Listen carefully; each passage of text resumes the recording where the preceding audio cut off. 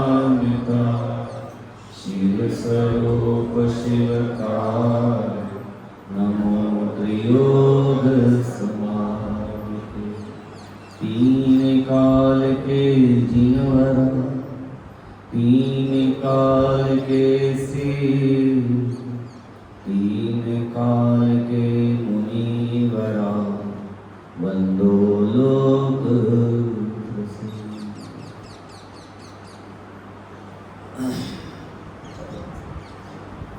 पंडित श्री दौलत राम जी द्वारा विरचित यह छड़ाला नाम का अद्भुत शास्त्र छोटा समय सा गागर में सागर भरने वाला अपने आप में अद्भुत है। नाम ही गजब का है। छह प्रकार का ढाल। ढाल किसे कहते हैं? कवच, सुरक्षा, बचाव का कारण। शत्रु पक्ष से जब वार होवे तो आत्मरक्षा के लिए जो चीज उपयोग होती है, जो कवच उपयोग होता है, उसे क्या कहते हैं? ढाल कहते हैं। तो मेरा कौन सा शत्रु है यहाँ पर? मेरा प्रबल शत्रु। बाहर का शत्रु होवे तो वो एक भव का नाश करे, एक भव का अभाव करे, पर मोह रूपी शत्रु तो भव बिगाड़ दिए हैं। इसलिए उस शत्रु का नाश करने के लिए यहाँ ढाल स्वरूप किसको यहाँ प्रस्तुत किया है? यहाँ ढाल स्वरूप बाहर में तो देव शास्त्र गुरु और निश्चय से निज आत्म तत्व को ढाल बनाया है। व्यवहार में तो देव शास्त्र गुरु को अवलंबन लिया और निश्चय से अपने ज्ञायक स्वभाव को ढाल रूप बनाएंगे तो ये मिथ्या दर्शन, मिथ्या ज्ञान और मिथ्याचार्य के जो शत्रु हैं, उन शत्रुओं से बचकर मैं सम्यक दर्शन, सम्यक ज्ञान और सम्यक चारित्र की प्राप्ति करके सादी अनंत काल तक सिद्ध शिला में अपने आत्मा में लीन रहूं। बस एक यही काम करना है, सब काम हो गए। बात है, एक श्वास में 18 बार जन्म्यो मर्यो। दो प्रकार की श्वास चलती है, एक नाड़ी श्वास और एक उदर श्वास। अपन डॉक्टर मारता नहीं, नाड़ी श्वास और ये उदर पेट की श्वास। उदर श्वास तो करीब 720 बार धड़कता है और नाड़ी श्वास 3773 बार धड़कते हैं। कितनी बार? 3773, 3773।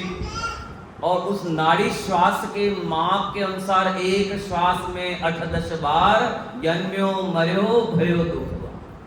एक श्वास, ये श्वास ली, ये उदर श्वास, और उस उदर श्वास के साथ में नाड़ी श्वास भी धड़कती है। तो उसमें उस जीव इतनी बार 18 बार जन्मा और 18 बार मरा। उस दुख को कौन व्यक्त कर सके? यहाँ तो एक बार जन्मता है ना, वो व्यक्तपना नहीं होता है। वो माँ भी, जब माँ अपने बच्चों को जन्म देती है तो ऐसा कहा जाता है कंधे पर करे मौत लेके चलती है कि नया अवतार आवे, गारंटी नहीं। वो इतनी दर्द होकर जन्म ले देती है बच्चे को। नया जन्म होता है उस माँ का, कोई गारंटी नहीं बचे कि नहीं बचे। इतना दुख से वो माँ भी दुखी होती है और वो बच्चा भी दुख होता है। ऐसे अनंत काल से मैंने जन्म मरण के चक्कर में अपना भव खो दिया। अब मुझे क्या निश्चित करना कि अरे मुझे तो अब इसी भव में अपने आत्मा का दर्शन, अपने आत्मा का ज्ञान और अपने आत्मा के भूमिका अनुसार स्वरूपाचरण में लीन होकर फिर सम्यक चारित्र को प्राप्त करके उसको पूर्णतः प्राप्त करे। ये लक्ष्य हमारा होना चाहिए और वो लक्ष्य इतना दृढ़ होना चाहिए। उद्देश्य हो ना, अपन बच्चे को तुम्हारा एम क्या है, अपना क्या उद्देश्य है, बोलो भैया क्या उद्देश्य है? वास्तव में उद्देश्य है क्या? कहने में है, बोलने में आया अभी तो बोलने में आया है। ये भी अच्छी बात है, बोलने में आया। ये भी साधुवाद का पात्र है कि तुझे ये तो बोलने तो आ गया कि मैं परमात्मा हूं और मुझे मोक्ष जाना है। ये जिसको बोलना भी आ गया, ये तो वर्तमान में गुरुदेव का उपकार है कि हमको ये बोलना सिखा गए कि मैं परमात्मा हूँ, ये सिखा गए कि ये वास्तव में इतना नक्की कर गए। गजब का ये ग्रंथ है। और अपना कल पहली जो छठ डाला का जो पहला छंद है, अपन ने कल उसको पढ़ा था, पुनः अपने की पुस्तक निकाल लीजिए, एक बार उसका छंद का वांचन करके अपन आगे बढ़ेंगे। सब रिपीट अपन शाम को प्रश्नोत्तर के माध्यम से और कर लेंगे। सब याद है कि भूल गए कि आगे पाठ पीछे सपाट? ऐसा तो नहीं है कि हम पढ़ते जा रहे हैं और आप पीछे सपाट करते जा रहे हैं। पहली डाल में किसका वर्णन है? चारों गतियों के में जो दुख पाया उसका। दूसरी डाल में काय का वर्णन है? दुख का कारण, अर्थात चार गति में किस कारण से ब्रह्मा, किस कारण से ब्रह्मा? इससे मिथ्या दर्शन, मिथ्या ज्ञान और मिथ्या चारित्र। तो थोड़ी आवाज हल्की सी बढ़ाना, थोड़ी बढ़ा। मिथ्या दर्शन, मिथ्या ज्ञान और मिथ्या चारित्र, इन कारणों से मैं 4 गति 84 लाख योनियों में भटका। अब उससे बचने के लिए तीसरी डाल में किसका वर्णन है? पहले सम्यक दर्शन का प्रथम, क्योंकि प्रथम इन्हें मोक्ष महल की प्रथम सीढ़ी, प्रथम सीढ़ी किस कौन सी मोक्ष महल की? सम्यक दर्शन। तो उसमें सम्यक दर्शन का वर्णन बताया। ढाल तीसरे में किसका वर्णन बताया? सम्यक दर्शन का। और वो सम्यक दर्शन किससे प्राप्त होगा? 7 तत्वों के शब्दांत से। और 7 तत्वों में मैं कौन सा तत्व हूँ? आप भी तत्व हो, तो आप मेरे लिए अजीव तत्व हो, मैं अपने आप में जीव तत्व हूँ। मुझे आपके शब्दांत से काम नहीं होगा। मैं हेमंत भाई का शब्दांत करूं कि हेमंत भाई के जीव तत्व का शब्दांत करूं, तो उससे मेरा कोई प्रयोजन सिद्ध नहीं होने वाला है। वो उनका तत्व है और मैं अपना तत्व भिन्न हूं। दोनों में अत्यंता भाव की वज्र की दीवार पड़ी है। मुझे अपने ज्ञायक तत्व का शब्दांत करे तो सम्यक दर्शन होवे, मुझे भगवान के तत्व को शब्दांत करेंगे तो पुण्य का बंध होगा, आश्रम का बंध होगा, स्वर्ग आदि की प्राप्ति हो सकती है, भोग भूमि की प्राप्ति हो सकती है, पर मोक्ष की प्राप्ति। इसलिए किसका शब्दांत करना? पहले स्व यानी खुद के जीव का, अपने ज्ञायक जीव का। तो तत्वा शब्दानाम सम्यक दर्शनम, सपर भेद विज्ञानम सम्यक दर्शनम, और आपा खुद का शब्दांत करना, ये निश्चय सम्यक दर्शन। ढाल चौथी में किसका वर्णन? सम्यक ज्ञान। ये सम्यक ज्ञान अर्थात सच्चा ज्ञान, ये क्या करता है? निर्णयात्मक करता है। ये निर्णय करने में कि क्या सही है और क्या गलत। ये कौन निर्णय करेगा? ये सम्यक ज्ञान निर्णय करेगा। और जब सम्यक ज्ञान उसका निर्णय करने के बाद अब ज्ञान अपन को यहाँ वहाँ भटकने नहीं देगा, और वो श्रद्धा के साथ वो सम्यक चारित्र के परिणमन कराने के लिए मुनिराज का स्वरूप और मोक्ष का स्वरूप बताया गया है। वो कौन सी ढाल में बताया? 6वीं ढाल में पूरा स्वरूपाचरण चारित्र, यथाख्यात चारित्र का वर्णन किसमें बताया है? 6वीं ढाल में बताया है। और मुनिराज के स्वरूप को समझकर, क्योंकि मुनि व्रत धारण किए बिना मोक्ष की प्राप्ति कदापि भी नहीं हो सकती, इस बात का ध्यान रखना। प्रवचन सार में 2 बातें ली हैं। वहां लिखा इस सम्यक दर्शन की ये ताकत नहीं कि बिना चारित्र के मोक्ष ले जाओगे। 2 बातें ली कि ये सम्यक दर्शन की ये ताकत नहीं है कि बिना चारित्र के वो मोक्ष ले जावे। और फिर उसके बाद में गाथा लिखी सम्यक चारित्र की भी गारंटी नहीं है कि बिना सम्यक दर्शन के वो मोक्ष। सम्यक दर्शन भी यथार्थ होवे और सम्यक चारित्र भी यथार्थ होना चाहिए, तब जाके अपन को मोक्ष की प्राप्ति होती है। वो सम्यक चारित्र कैसा होना चाहिए, वो मुनिराजों का क्या कर्तव्य है और उसके लिए मुझे मुनिराज बनना है। आइए अपन पढ़ते हैं, निकाल लीजिए ढाला 6वीं ढाल, पहला छंद अपन सम्यक चारित्र का, सम्यक चारित्र और उसका फल यहाँ से अपन पढ़ते हैं। षटकाय जीवन मनन ते सब विधि धरवहि साटरि, रागादि भाव निवारते इंसान भावित अवतरि, जिनके नले संसार जग गुणभूमि नादि योग है, 8-10 सहस्र विधिशील चिद ब्रह्म में नितर बात बताई, षटकाय जीवन हनन ते सब विधि दरव हिंसा टरी। हाँ देखो बा को बराबर ख्याल है कौन पढ़ रहा नहीं पढ़ रहा। शनि भाई का मोबाइल में ले लिया क्या? मोबाइल में आ गया, बहुत अच्छा। तो उपयोग कर, आजकल बहुत साधन है। ये मोबाइल तो देखो वर्तमान में ये गूगल बाबा गजब के हैं। हाँ ये गूगल बाबा ये दिव्य तो ये गजब का उससे समूह ऐसा है जो बोलो हाजिर हाजिर। तुमको नरक में जाना है तो भी ले जाएगा, तुमको स्वर्ग में जाना है तो भी ले जाएगा, तुमको जिस गति में जाना है उसके पास सुविधा है।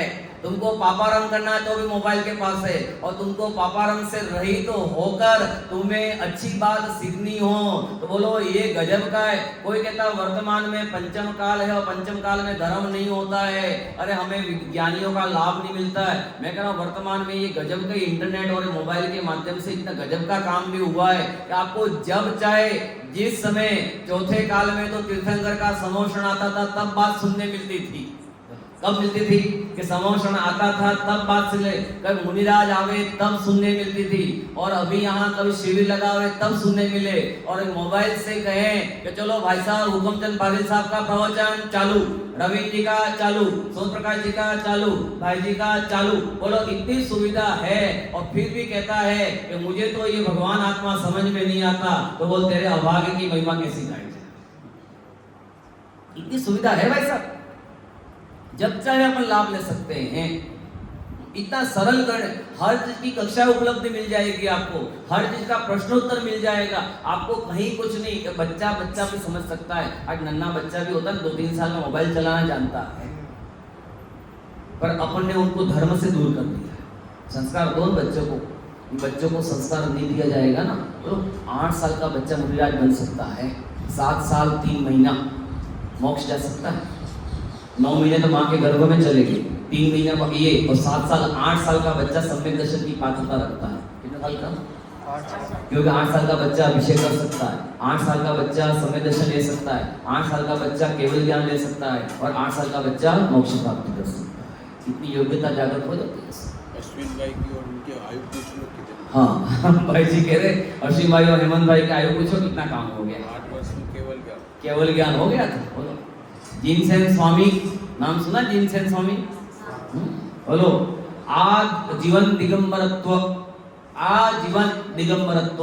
इतनी गरीबी थी उनके वहां, इतनी गरीबी थी कि बचपन से उन्होंने माँ ने वस्त्र ही नहीं पहने, नग्न घूमते रहे। और 8 साल में किसी मुनिराज का, दिगंबर मुनिराज का, आचार्य भगवंत का समागम मिला और अंदर में ज्ञायक स्वभाव का ख्याल आ गया, ओह मैं स्वयं ज्ञायक भगवान आत्मा हूँ, मैं केवल ज्ञान ले सकता हूँ। और 8 साल में उन्होंने दीक्षा ले ली थी। दिगंबरत्व, आजीवन दिगंबरत्व। दिगंबर नग्न ही रहे, कभी कपड़े पहने ही नहीं, क्योंकि आत्मा का स्वभाव ही दिगंबर है। आत्मा का स्वभाव ही नग्न दिगंबर है, कभी नहीं पहना। और हमें ला जाती है। कभी इस चीज को सोच के देखो, विचार करो कि भाई इतना सरल धर्म है, और इतना सरल धर्म को हमने कितना कठिन बना रखा है, कितना कठिन बना रखा है, समझ में नहीं आता। बोलो चलिए भैया समझ में आता है कि नहीं आता है? फिर काय को जा रहे हो? वो तो बेचारी कह रही है कि वर्क फ्रॉम, क्या कहते हैं वर्क होम है ना, जितने वो जॉब कहाँ से करें रोज में है ना, वर्क है ना, होम वर्क। हाँ बोलो इतना आपको सुविधा, कोरोना के बाद में ये सुविधा कहाँ मिले?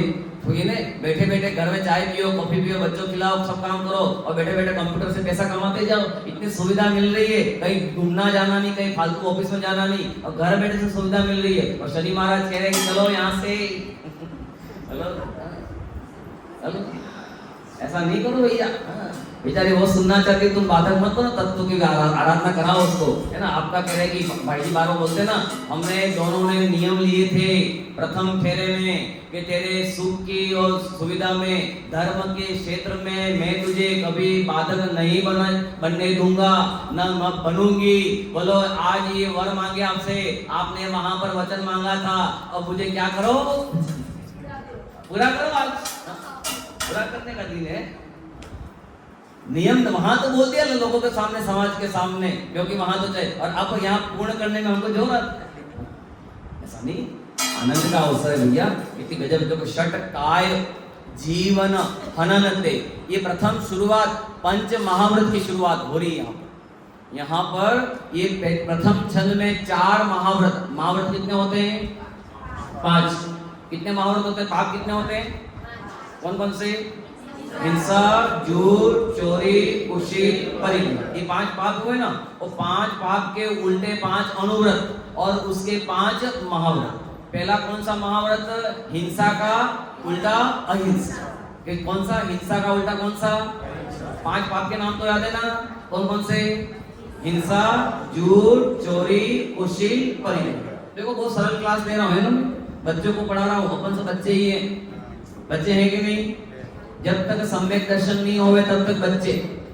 मुनिराज के गणधर परमात्मा की अपेक्षा आचार्य बच्चे, गणधर परमात्मा के अपेक्षा केवली ऊंचे और केवली से तीर्थंकर ऊंचे, अर्थात तीर्थंकर भगवान की अपेक्षा केवली बच्चे, केवली की अपेक्षा गणधर बच्चे, गणधर की अपेक्षा आचार्य, आचार्य की अपेक्षा मुनिराज, मुनिराज की अपेक्षा 5वें गुणस्थान व्रती, 5वें गुणस्थान के व्रती से 4थे गुणस्थान व्रती और 4थे गुणस्थान व्रती की अपेक्षा मिथ्या दृष्टि बच्चा है।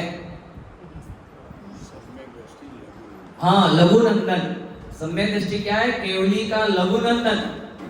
और हमें केवली का लघु नंदन बनना है, नहीं बनना? तो ये चीज को याद होना चाहिए। अभी ये नहीं समझना कि मैं 80 साल का हूँ, 80 साल शरीरकृत है। न्याय दीपिका में 3 प्रकार के बच्चे बताए, आपको 3 प्रकार के बच्चे बताता हूँ, फिर आपको ख्याल में आ जाए। कभी नहीं लगना कि बड़ा हो गया। न्याय दीपिका में 3 प्रकार के बच्चों का वर्णन लिखा है कि 3 प्रकार के बालक हैं, एक शरीरकृत, एक आयुकृत और एक बुद्धिकृत। कितने प्रकार के? एक शरीरकृत, शरीर अर्थात 1 साल से 90 साल, 1 साल से कह रहे कि शरीरकृत, शरीरकृत यानी छोटा और लंबा, ठींगना, मोटा, लंबा, ये 3 प्रकार है ना। कोई बहुत लंबा है, कोई 8 फीट का, 7 फीट का, 10 फीट का, कोई 6 फीट का और कोई 2.5 फीट का या 1.5 फीट का। तो वो कौन सा बालक है? 10 फीट की अपेक्षा 1.5 फीट का बच्चा क्या है? बालक, वो शरीरकृत बालक है। कौन सा बालक है? शरीरकृत। दूसरा कौन सा है? आयुकृत। दूसरा कौन सा? आयुकृत। अर्थात आपकी उम्र 80 साल है और मेरी उम्र 40 साल है, तो 80 साल की अपेक्षा से 40 साल का क्या है? वो बालक है। वो क्या है? बालक। ये हो गया आयुकृत। और तीसरा है बुद्धिकृत, अर्थात सम्यक दर्शन की अपेक्षा मिथ्या दृष्टि बालक है, चाहे वो 90 साल का हो, चाहे कह रहे करोड़ों की आयु वाला हो, वो सम्यक दृष्टि की अपेक्षा से क्या है? वो बालक है। अपन कौन से बालक हैं? अपन बुद्धिकृत, क्योंकि अपने पास मिथ्यात्व है, तो अपन कौन से हैं? सब बालक ही हैं। इसलिए अपन को वो सुंदर शिक्षा ग्रहण करनी है।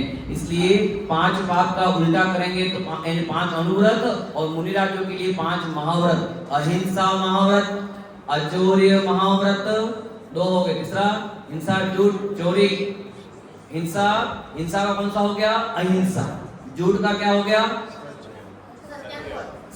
सत्य महाव्रत। क्या लिखना? सत्य महाव्रत। क्या लिखना? सत्य महाव्रत। हिंसा, झूठ, चोरी में क्या लिखोगे? अचौर्य महाव्रत। और परिग्रह महाव्रत और ब्रह्मचर्य महाव्रत। कितने हो जाएंगे? 5 महाव्रत हो गए नहीं। अब उसमें यहाँ 4 महाव्रतों का वर्णन लिखा हुआ है और दूसरे छंद में आगे वर्णन आएगा। देखो अपन पढ़ते हैं। षटकाय जीवन हननते सब विधि दरव हिंसा टरी। अर्थात यहाँ पर 5 महाव्रत, पहले 28 गुण का नाम तो अपन याद करवाए थे। कितने याद किए? याद करवाए ना? हाँ, संख्या बताओ पहले, बाद में फिर केवल संख्या बता दो।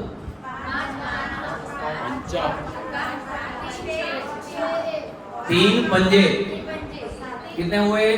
3 पंजे। कौन कौन से?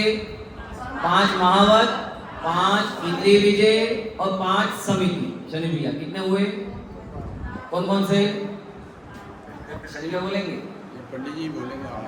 5 ये भाई जी आप इज्जत बचा के रख रहे हैं भैया, बोलना बोले देन दो सेब, थोड़ा आगे काम आएंगे।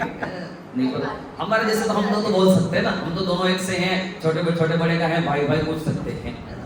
5 महाव्रत, 5 समिति, 5 इंद्रिय विजय, है ना? देखो सरल है एकदम। ये 5 पाप का उल्टा 5 महाव्रत। 5 इंद्रिया अपने पास है। 5 इंद्रिया है कि नहीं? कौन कौन सी? स्पर्श, रसना, चक्षु, कर्ण है ना, और स्पर्श रसना घ्राण चक्षु कर्ण, एक यहाँ पर ही है, ये स्पर्श, दूसरा कौन सी रसना, ये कौन सी रसना, फिर कौन सी घ्राण, फिर कौन सा चक्षु, और ये कितना कर्ण। ये पांच यही अपने पास ही, ये 5 इंद्रिय और 5 समिति। अब क्या आएगी, 5 समिति आएगी यहाँ पर, इरिया समिति, भाषा समिति, एष्णा समिति, आदान निक्षेपण समिति और प्रतिष्ठापन समिति। ये 5 समिति लिख लिया, नहीं लिखना हो तो कुछ लिखना हो तो लिख सकते हो, है ना। 5 समिति के बोल लिख लो। चलो अपन अपना क्लास टाइप चला रहे हैं, तब आपको कुछ याद करा दें। पहली समिति है इरिया समिति, उसका भी भाषा अपन बाद में लेंगे। अब एक हेमंत भाई इरिया समिति करके डॉट कर देना, ताकि शॉर्ट में आपको कुछ लिखा दूंगा तो याद हो जाएगी। नोट्स ऐसे बनते हैं, हम नोट ऐसे बनाए हमने। इरिया समिति, फिर भाषा समिति, दूसरी कौन सी भाषा समिति, तीसरी कौन सी एष्णा समिति, तीसरी कौन सी एष्णा, चौथी आदान निक्षेपण समिति, ध्रुविल भैया है ना, चौथी कौन सी आदान निक्षेपण समिति, और 5वीं प्रतिष्ठापन समिति। ये पंचायत समिति वाली समिति नहीं पंचायत समिति वो समिति नहीं है यहाँ पर, है ना। यहाँ समिति अपना बहुत अलग काम है, अपन लेते। चलो ये 5 समिति हो गए, 6 आवश्यक हो गए और 7 शेष। अब देखो एक अपन यहाँ पर लेते हैं। महाव्रत किसे कहते हैं, महाव्रत किसे कहते हैं, तो हिंसा, झूठ, चोरी, अब्रह्म, परिग्रह, इन 5 पापों का मन वचन काय कृतकारित अनुमोदना से पूर्ण रूप से त्याग करना महाव्रत कहलाता है। महाव्रत किसे कहना, 5 पापों का मन वचन काय से और कृतकारित अनुमोदना से पूर्णतः त्याग करना, ये क्या कहलाता है, महाव्रत। मन से भी नहीं करना, वचन से भी नहीं करना, काय से भी नहीं करना, कृत से भी नहीं करना, कार्य से भी नहीं करना और अनुमोदना भी नहीं। मुनिराज हिंसा करो कभी नहीं बोल सकते हैं क्या, इन्हें अनुमोदना भी, हाँ ठीक है कर लो। लाइट लगानी है, मुनिराज से कोई पूछे मुनिराज मंदिर में लाइट लगावे क्या, बोले मुनिराज क्या बोलेंगे,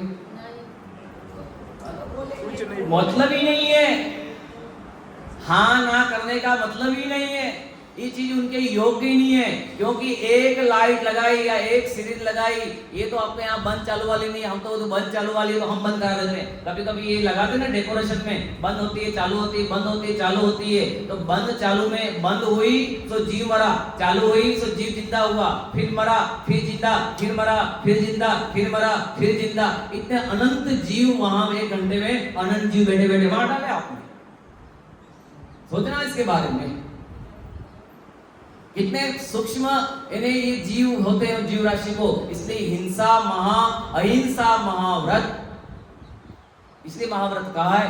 मंदिर बनाने का कहे कि नहीं कहे, भाई जी पूछ रहे बोले मंदिर बनाने के लिए मुनिराज कहे कि नहीं कहे, बोले नहीं कह सकते।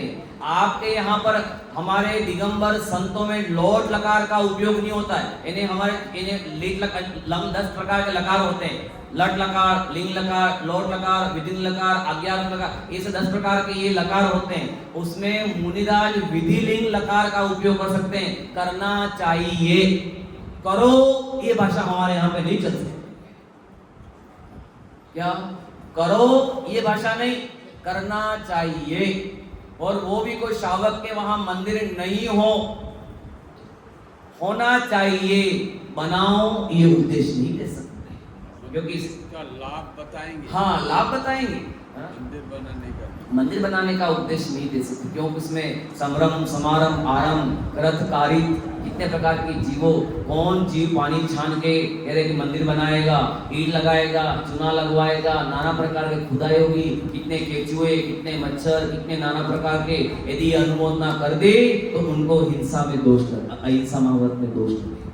वो गजब का है, ये कोई मुनिव्रत को छोटा मोटा नहीं है, ये मुनिव्रत धर्म गजब का है, गजब का भाई साहब, गजब का। अपने आगो तो अपने लिए बने हुए, किसी पराये के लिए नहीं बने हुए मुनिव्रत। उसमें सहज लाभ ले ले ठीक है, ये तो बहती गंगा में कोई हाथ धो ले तो ठीक है, वो गंगा वहां खड़ी रहती नहीं है। उस प्रकार ये दिगंबर संत बहते हुए हैं और उसमें जहां जहां बीच में किसको लाभ लेना हो तो ले लो, वो किसी स्थायी रूप से कहने के लाभ देने के लिए नहीं बैठे हुए, ध्यान रखना। अब एक जगह नहीं बोल सकते हो, बैठ सकते हो। अहिंसा महाव्रत, षटकाय जीवन हननते, पहला कौन सा? अहिंसा महाव्रत।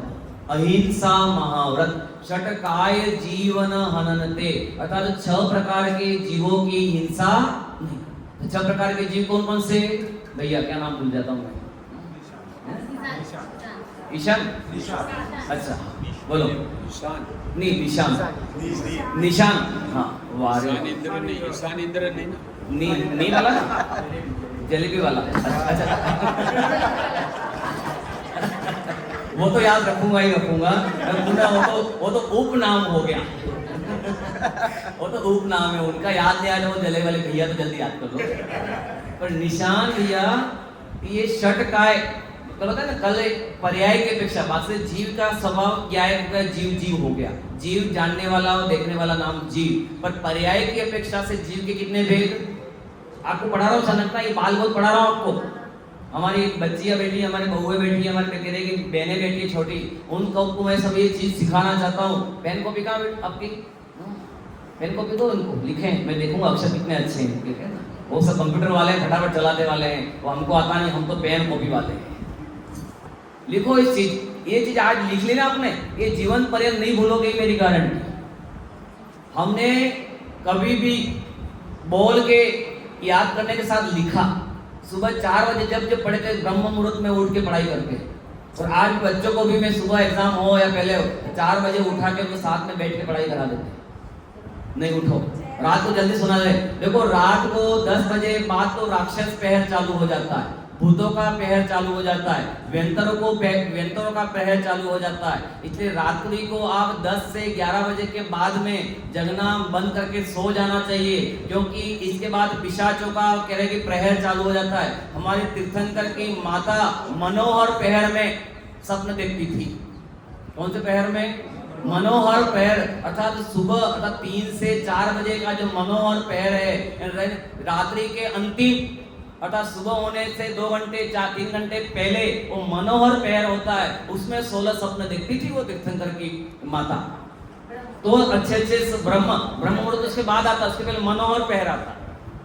हाँ, और ये 11 से 3 बजे तक का जो पहर होता है वो राक्षस का, भूत का, पिशाच का पहर होता है। उनका माहौल चलता है। इसलिए आप जितना रात्रि को लेट सोओगे, आपके अंदर में कह रहे कि नेगेटिविटी अंदर आती जाएगी, आपके परिणाम बिगड़ते जाएंगे, आपके अंदर में क्लिष्टता आ जाएगी, क्रोध कषाय आएगी, आलसपना आएगा, निद्रापना जगी आएगी, फ्रेशनेस हमेशा नहीं आता। क्यों? क्योंकि आप रात भर जगते हैं, इसलिए रात्रि में नहीं। अभी इसमें भी आएगा, मुनिराज कब सोते हैं ये भी, भूमाई पिछली रयन। और नियम सार में तो लिखा, सुनो नियम सार में लिखा मुनिराज कितने समय तक सोते हैं। तो गुरुदेव के प्रवचन में आया कि कौन सेकंड, गुरुदेव के प्रवचन में तो ये आया कि कौन सेकंड, नियम सार के प्रवचन में लिखा, गुरुदेव ने बोला है ना कि कौन सेकंड। और अधिक से अधिक यदि किसी प्रमादवश कोई कभी शरीर शिथिल हो जावे तो भिन्न अंतर्मुहूर्त, वो शरीर में आलस आ जावे तो उत्कृष्ट अंतर्मुहूर्त नहीं, भिन्न अंतर्मुहूर्त, अर्थात 48 मिनट तो उत्कृष्ट होता, कुछ समय 2 समय कम, और उससे भी कम 30 मिनट या 35 मिनट के दरमियान जबकि लग भी जावे शरीर थकान के माध्यम से, और पुनः एकदम सावधान होकर वापस अपने स्वभाव में लीन हो जाते हैं। क्योंकि 48 मिनट से अधिक सो गए तो गुण स्थान गिर जाएगा, मिथ्यात्व में आने का संकट है। मतलब कितनी सावधानी है ऐसा ये है दिगंबर मुनिराज का स्वरूप। और हम हो तो कोई विवेक नाम की चीज नहीं, कहाँ पड़े कहाँ सोए है ना, वैसा सोता है, कोई विचार ही नहीं करता, कहाँ विचार करता है कैसे सोना। ऐसा हर चीज का एक नियम है, नियम के अनुसार चलो, जीवन में नहीं भटकोगी, मेरी गारंटी। जीवन जियो, जीवन को बर्बाद मत करो। जीवन जीने के लिए मिला है। किस लिए मिला है? बर्बादी के लिए, भोग के लिए नहीं मिला। इसलिए बहुत सावधानी से सुबह उठते हुए, कितने बजे उठते हैं अपन सब? सब सूर्यवंशी है, उससे भी आगे। सूर्य माथे पे पूरा आ जावे ना 9 बजे, है ना, 9 साढ़े 9 बजे, है ना, उठते। मैं आज देख रहा था, है ना, मैं जब वहाँ यहाँ से अपना एक नित्य नियम पूजन खत्म हुई ना, तो कौन था, मैं चला निकल गया कि ख्याल में नहीं, ना मुझे नाम लेके नहीं बोलना है। उस समय मंजन खींच रहे थे, मैं जो हो जय हो, हम तो देव शास्त्र गुरु की पूजन करके आ गए, अब मंजन चल रहा है। क्यों? क्षेत्र में, सिद्ध क्षेत्र में आया ना भैया, धोबिल भैया। वास्तव में जीवन, यानी आप सुबह उठ के एक बार ताजी हवा खा के आ जाओ यहाँ पर। सुबह उठो 5 बजे और थोड़ा लाइट लेगा, अंधेरा चल रहा, बहुत सारे जीव हैं अभी तो ठीक है, पर आप यानी सुबह सुबह इस ताजी हवा में एक बार घूम के आओ, आपको आदि व्याधि आदि तो मिट जाती है। वो जो सुबह सुबह की हवा है, आयुर्वेदिक प्राकृतिक प्राकृतिक चिकित्सा में तो और सुबह सुबह इसकी ताजी हवा खाने के लिए कहते हैं। ये बहुत शरीर को और मस्तिष्क को इतना तरोताजा कर देती है, और फिर आकर आप बाहर का दूसरे काम करो। इसलिए पहले धर्म, फिर अर्थ, फिर काम, फिर मोक्ष। प्रथम तो धर्म करने, पहले सामायिक करने की लिखा है। सुबह उठ के पहले झाड़ू नहीं लगाना है ना। कितने बजे झाड़ू, कितने बजे लगाना चाहिए?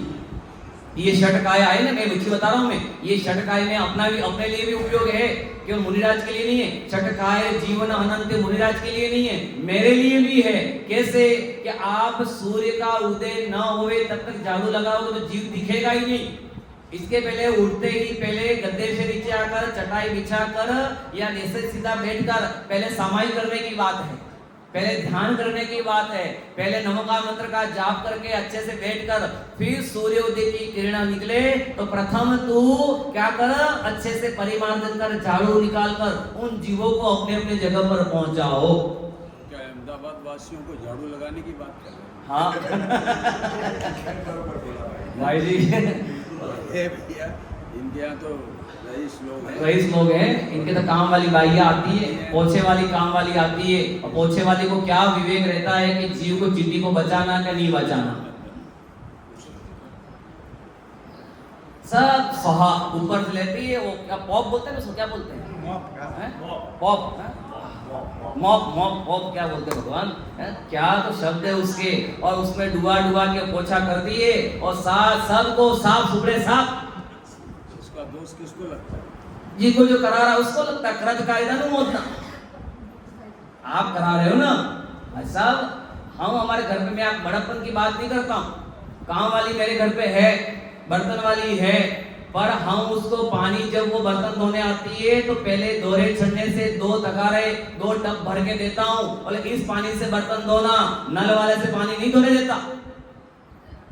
बर्तन कपड़े धोएगी तो वॉशिंग मशीन में नली नहीं लगाऊंगा, पहले कह रहे कि पूरे से छन्ने बांध कर यदि वॉशिंग मशीन धुलवाया तो जहां तक तो हाथ से ही, और कभी नहीं आती हो, लेट हो जावे, कुछ ज्यादा होवे तो वॉशिंग मशीन पहले कह रहे कि साबुन आदि में भिगो के या जो करते हैं, फिर उसको वॉशिंग मशीन में छना पानी डलवाता हूँ, और फिर जाके वो कह रहे कि फिर वो सुखाने के लिए बाद के काम होते हैं। ये सिर्फ जीव राशि भैया मेरे माध्यम से अनंत जीवों को कैसे मानते हैं? क्योंकि वो तो धोने से कुटेगी, तो धोने में जितना कुटेगी तो एक जीव को मारा धड़, फिर दूसरे को फिर तड़क। बोलो कैसे जीव तड़पते होंगे? अपन को कोई यहाँ से बेड से मारे धड़ाधड़ कैसे लगती होगी शिल्पा में? षटकाय जीवन हननते सब विधि धरो हिंसा। ये तो शावक के योग की इतनी हिंसा है, तो मुनिराज के लिए कितनी अहिंसा का पालन होगा, विचार करना। अभी तो मैं अहिंसा पे चल रहा हूँ, अभी तो बहुत सारे विषय है। कितनी बारीकी हेमंत भाई, बहुत बारीकी है, ध्यान रखना। जैन दर्शन बहुत बारीकी है, उपयोग करना भाई साहब। यदि इसमें अपना जीवन चला गया, उसमें आयु कर्म का बंद हो गया, और उसमें ही तुझे भी ऐसा पीटा जाएगा। छेदन भेदन भूख प्यास भार वहन हिम मारो काटो पीटो, और नरक में क्या सुनाई देगा? बोलो एक ही चीज, क्योंकि तूने यहाँ पर जीवों का किया, काटा मारा पीटा पीटा पीटा। तो आज नरक में अपन क्या किया जा रहा है?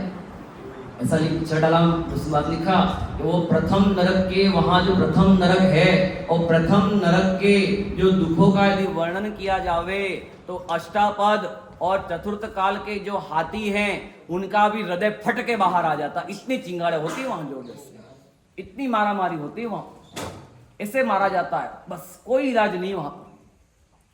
अष्टापद का कह रहे चिचड़े उड़ जाते हैं, इतनी चिंगाड़े होती हैं, काटो मारो काटो मारो काटो। कैसे दुख सहन करोगे आप?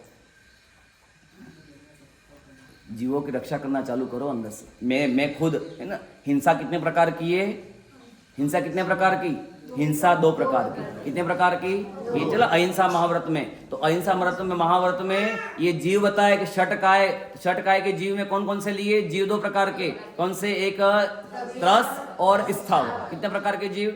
त्रस और स्थावर। स्थावर में कितने प्रकार के? स्थावर 5 प्रकार के। कितने प्रकार के?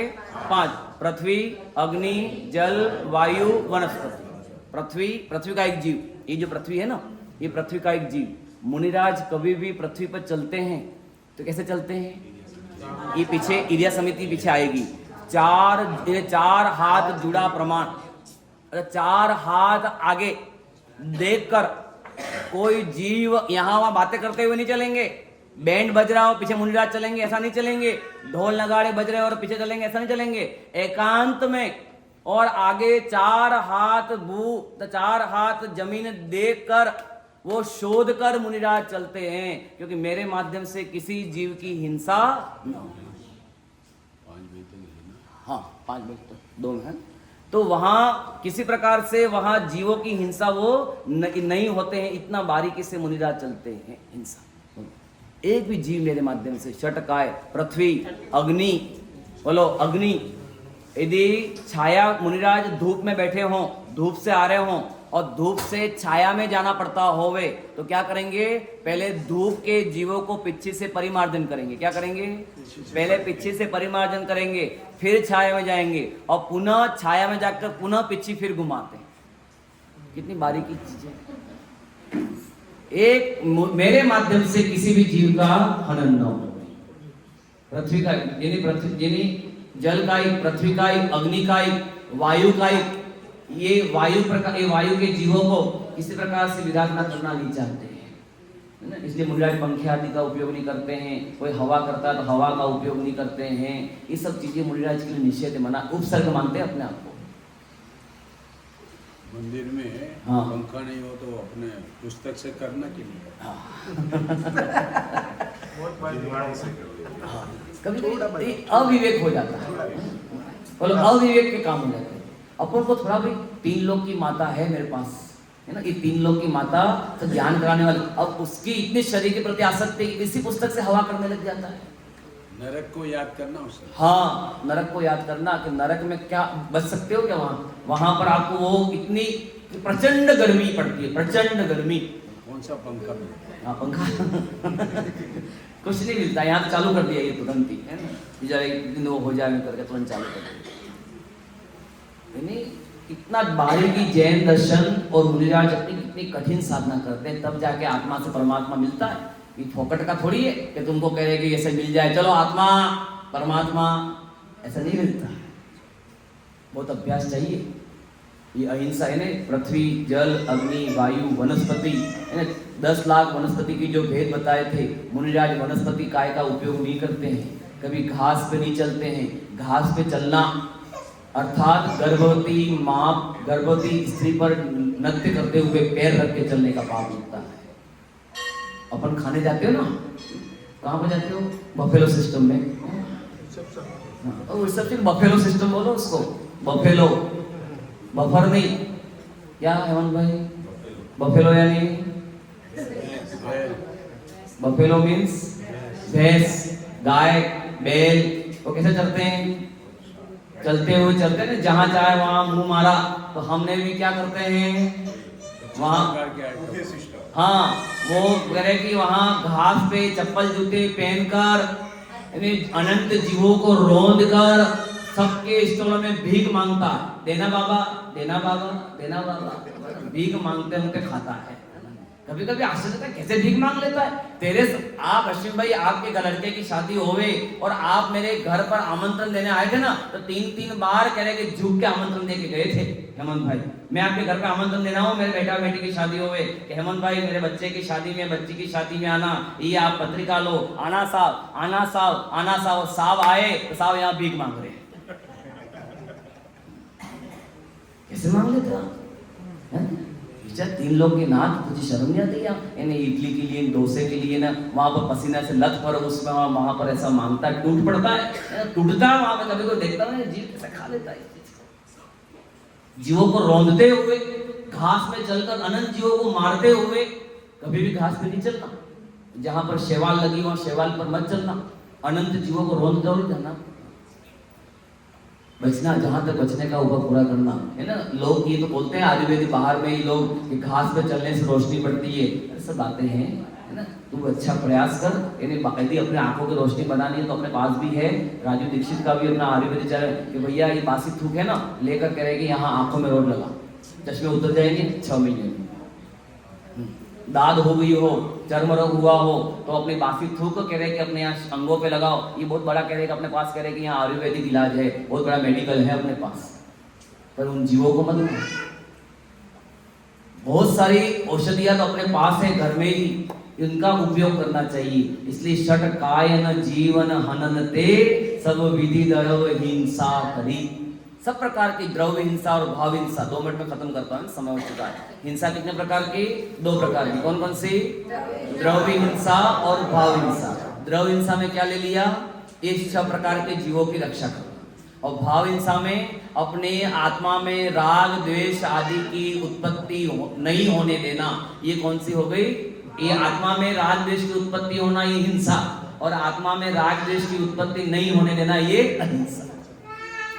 क्योंकि मैं भी जीव हूं ना, तो मेरे में केस किसको उत्पन्न नहीं होने देना? मोह राग द्वेष। ये क्या कर रहे हैं? निरंतर आत्मा की हत्या कर रहे हैं। इसलिए उस आत्मा की हत्या को बचाना हो, आत्महत्या से बचना हो, तो मोह राग द्वेष की उत्पत्ति नहीं होने देना। ये भाव हिंसा से रहित ये हिंसा। इसलिए दोनों प्रकार की हिंसाओं से रहित होना, द्रव्य हिंसा और भाव हिंसा। इस प्रकार ये अपने एक लाइन में जागी की। फिर शाम को विषय देंगे। आज जो 5 बजे अपना यह प्रवचन का कार्यक्रम इसलिए बंद किया गया है कि 6 बजे हम सब भोजन करके जंगल में चलेंगे और अपन यह देखेंगे कि किस प्रकार से मुनिराज वृक्षों के नीचे शुद्धात्मा की आराधना करके किस प्रकार से वो वितरागता को प्राप्त करेंगे।